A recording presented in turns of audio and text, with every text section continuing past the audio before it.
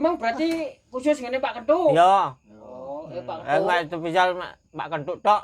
Lah iki kapan no iki lek sunat Paidi iki? Sesuk. Sesuk sore. Lah kok dadak Lah iya to ya. donge sesuk saiki lagi nondo. Berarti ki emang ngaturi. Ngaturi sini ngirah nonjok.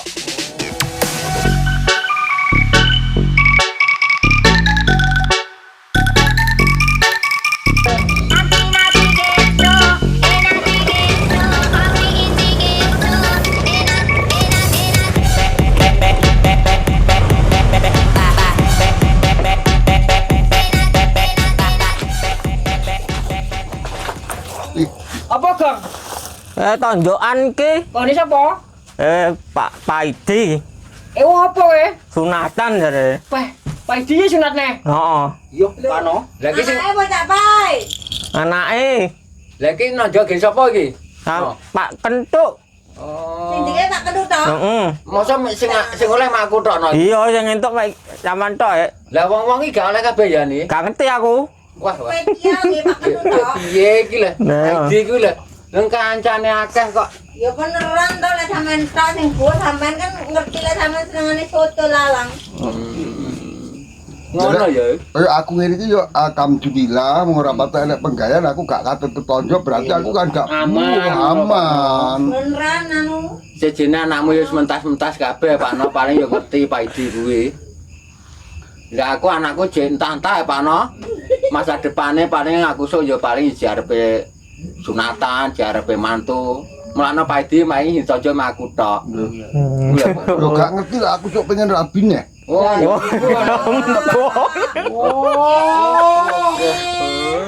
Mak. Pak No pengen rabine.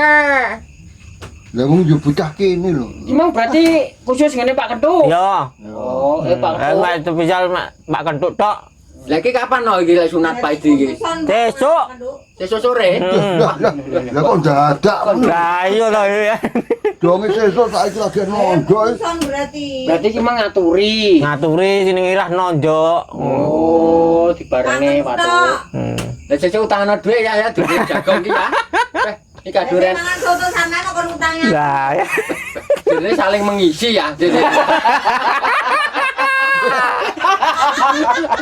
Lah kancane wong ini kudune diseni. Ngono. Kuwi manjane sing mau sapa sih? Wis sembarang ya. Lah sing mau aku ya aku gelo sing mau sampean aku ya gelo. Lah niki cara tanggane wani pira awakmu yang. Lah. Tak jelek. Go kotak ya 15.000 batu. Bayi. Iya ya kurang nih ya yang ngene iki. Lah kuwi awak dhewe tukune iku paling ndak ya 50.000 to. Rarane ning ngijoli yang kene Paidi 50 men soman ya karo merem tok. Oh. Ya isin ta awak dhewe ta. Paidi wong ya kaya ngono. Lah koyo ngene-ngene iki apa ya koyo wis ditulek kok gak iso kedep ngono ya ya panggah susahane to. Masa Aku ya rada tersungging to Pak No sing dikek tak kendut tok. sejene ngono ya. Ora ono. Ngene iki lho, awakku wis ditonjok. Engko nek kono wis diingoni, suguhi rokok, diwedangi. Masa jagung mek 15.000 lho ya. Pregangi sini-sini to. Pak tuh, lah aku apa? Mbokmu kon. Wah, Piye Pak No? piye Pak No ngene iki? Ayo. Ya janjine ndek iki ngomongnya saling mengisi. Iya. Wis ngene, engko timbang ngerangan perkara buh tadi kan ya kanca to kuwi nang Pak Idi ta. Adewe nguruni pira Pak No? Lah ya aku sing badhok tonjokane tuh yo awake dhewe duwe yo. Ade gak nguruni berarti. Lho Pak Idi ra nonjok awake dhewe berarti kono kuwi gak merlokne awake dhewe nyapa kok urunan. Oh ya. Cumake nganu lho Pak No, karepe Budi kuwi to. Kok awakmu urunan karo Budi nggih nyokong aku tak nggih nonjok kene Paidi ngono. Piye piye piye. Saling mengisi. Blok gagam koyo buah njaluk tumbangan. Astagfirullahaladzim. Lah piye iki berkate dipura bareng-bareng ora Aku gak apa-apa. mangan ra paten njaluk. Lah piye to Pak No ki njaluk solusi mutok iki dino Iki wis iki. njaluk solusi. Tonjokan ya menggur sitok. Lah iya toh. Dipilih pisan. Iya orang ngewohne adewe ta Pak No. Ya. Nah, iya orang wongne tapi kan ya bolo plek to Pak No. Wis saiki penake ngene lho Pak No. Tonjokane dipowangan bareng-bareng sesuk buwe urunan. Lah piye iki? Waduh. Masuk apa ora? Waduh, gak ngono. Sampeyan eman apa panjenengan wis entek ngono lho. Wah, mbuh lek ngono ya. Lah tapi yo cara aku lho kuwi sing entuk tonjokan terus buah njaluk sumbangan yo namaku terus tak kene. Lah piye lagi? Lah piye wis penake piye ngono lho. Piye iki? Aku dhewe ra ndek dhuwit lho, Pak No.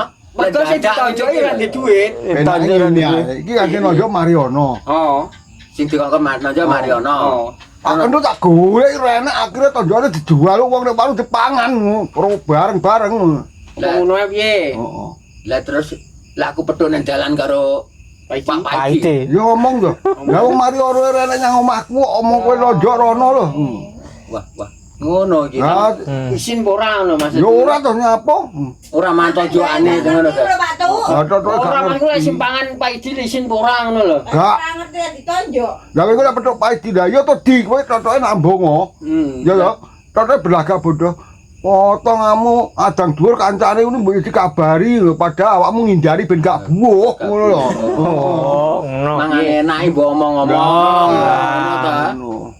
Karepe Pak No ngono kuwi meng. Oh, solusimu ngono ya Pak No ya. Mathe ngono apa piye to? Oh, kono kok beri jam lah kowe kata ono teri tego Mariono. Halah Mariono lho ora enek nyanggonku gendhi ngono. Paling dipangan Mariono dhewe paling ngono to. Ya ora Mariono pas enek wong tuku nek warunge segone entek paling digedol ning warunge ngono. Iki masuk ya Pak No, idemu iki. Heeh. Ya awake dhewe padha ngilangi jejak. Lah terus iki tonjokan ngene iki terus ning kopi ya iki engko. Nasibe iki engko. Ya aku lho. Nasibe iki engko terus piye iki engko? Nasibe yo dipangan bareng-bareng ngono. Lah iya ngono lho. Maksudku. Ya bolone dhewe ngono sing kok sing spesial kok sampean tok lho. Sempo pilih kasih paling Pak dhewe. Ya kowe aku sing jelas ya pisan aku tersinggung ya aku karo Pak Aidin kanca. Paling iki anu ya. Dikira Pak Idi wong-wong liyane paling ra ndek dhuwit sing ndek aku tok lho paling.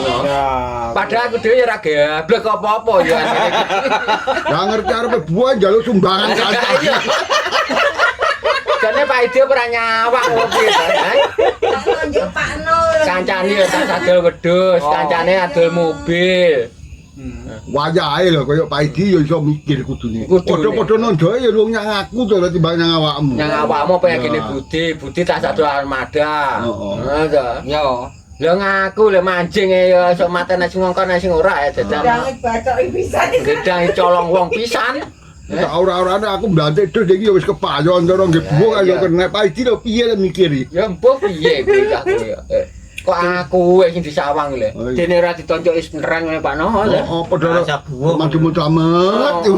Kuwi tergantung awakmu Pak Tuk wis ngono lho. Piye? Ketoke ora. lek ketoke oleh berkat tapi yo kena musibah ngene iki jenenge Pak No. Lah saiki padha-padha dhuwit 50 digitu ku sego padang ya wis melat. Mulai berangkat jan. Paling tonjokan kok lambe iwak saiki. Menang sambel gorenge kuwi Pak No. Karo jajane ae. Ku nek ana ingone paling iwak rong iris kae. Kamane ngene kae lek ditugeli loro ngono lho. Kuwi arane soto tapi gobes iya. Duduhe buning ngono. Pancen yo babar-babarne yo ana ngono kuwi. Lah lek sak koyo Pak Idi lho mesti ewo ya mesti golek bati. Ya mesti to. Modele ngono. Modele bocah perhitungan pol kuwi. Wis tergantung awakmu Pak Tuk kancane semanut. Jemate yang dadi porak ngene ya. Engko lek ditekoki Pak Idi yo ora ketok nang omah ngono Lah ya. iki lek tonjokane yo spesial nek jajane barang ngene iki lho. Arene jajane iki lek sing rada aku iki tak Yo. Lah. Apa iki jerone Pak Tuk? Lho. Bil. Ana amplop Pak Tuk. Enak amplope barang iki apa kon di jagong iki. Khusus di jagong barang iki. Kon ngiseni Pak Tuk. Ono potong kok bali. Kon ngiseni. Paling disani pisan Pak Idi ngerti lah aturan duwe. Lah iya. Wis iki dijanji pokoke sing dikok dhisik, kuwi kok nyumbang buah.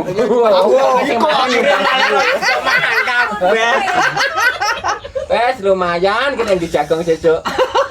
5.000 Pak No kena nambahi 10.000. Tambah uang.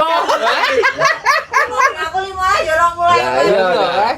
Kowe genah apa ora ngono kuwi? Oh. Genah apa ora maksude Pak Idi? Yo genah ta. Piye? Pancingan. Nggih pancingane. Oh, mancing itu berarti umpane. Disumbang 5.000. Umpane 5.000 balik 100. Kok iso ya? Ki Pak Idi yo pengalaman. Mancing kancane ning iso ae. Yo. Kok ngerti tak bae kahanane sampeyan. Wis lek dene rabuh yo rabuh tapi semeneng-meneng diporak ngono lho, Patu. Iya semadhe ngono wis. Engko lek dene petuk Pak Idi yo Gayane ya surat teri ora teko nggon to Ora tak omongi mang lho. Pokoke golek petuk Pak Idi. Lah ya to di kowe iki adang dhuwur ya kancane ra mbok omongi. Wis masuk ya Pano ngono ki ya. idemu masuk Pano. Ya hakmu ya. Menurut kamu apa gak iso cerdas sih Pano? Bocah kene jak ngapus-hapus lho kok. Berarti kisah ki aku jem iki berarti. Oke.